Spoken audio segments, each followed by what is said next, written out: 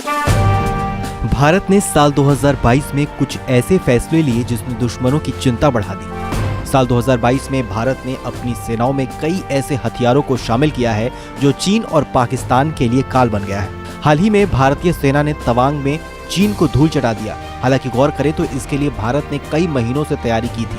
PM Modi के सत्ता में आने के बाद भारत ने खुद को उन इलाकों में बेहद मजबूत कर लिया है जो कई सालों से कमजोर थे और दुश्मन उसका फायदा उठाया करते थे।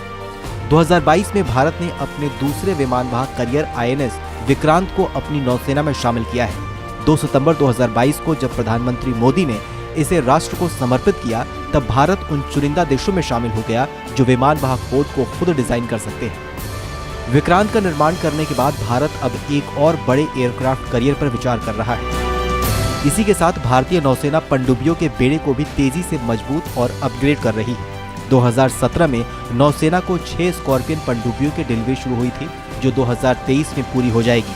2022 में भारत ने अपनी नौसेना को मजबूत करने के लिए अपने विमान वाहक पोत विक्रांत के लिए फ्रांस से राफेल एम विमानों को खरीदने का फैसला लिया है। भारतीय नौसेना 57 लड़ाकू विमान लेना चाहती थी, लेकिन पहले लगभग 24 विमान लिए जाएंगे।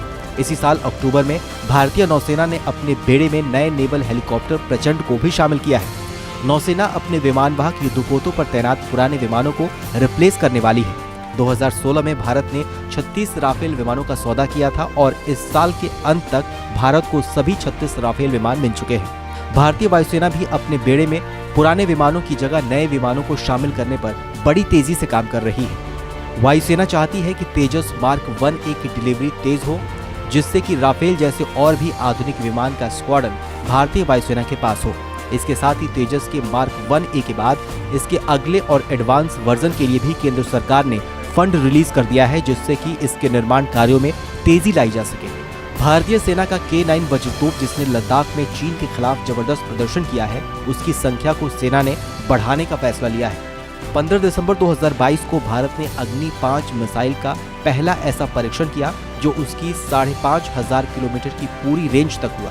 पूरी दुनिया ने रात के आसमान में भारत की उस मिसाइल को उड़ते देखा जो परमाणु हमले का जवाब देने में सक्षम है। परमाणु हमले की बात हो रही हो और भारत की उस खुफिया पनडुब्बी की बात ना हो, जिसके कई परीक्षण करने के बाद भी भारत ने अब तक उसकी एक भी तस्वीर दुनिया के सामने नहीं रखी है। दरअसल भारत की इस खुफिया पनडुब्बी का नाम है आईएनएस अरिघात। इसको लेकर अब तक भारत की तरफ से कोई भी बड़ी जानकारी सामने नहीं रखी गई है। परमाणु हमले के समय भारत के पास आईएनएस अरिहंत और अरिघात जैसी पनडुब्बियां हैं जो दुश्मन को करारा जवाब देने में सक्षम है। अक्टूबर 2022 में पहली बार आईएनएस अरिहंत ने पानी के भीतर से एक परमाणु मिसाइल दागी और इस टेस्ट को भारत ने दुनिया को दिखाया। ऐसे में अब ये कहा जा रहा है कि 2022 में भारत के द्वारा लिए गए फैसलों से भारत की स्थिति पहले के मुकाबले कहीं ज्यादा मजबूत होने वाली है। बहरहाल हमारी इस खबर को लेकर आपकी क्या राय है, हमें कमेंट सेक्शन में जरूर बताइए। बाकी देश और दुनिया की अन्य बड़ी खबरों के लिए देखते रहिए आज तक डिजिटल।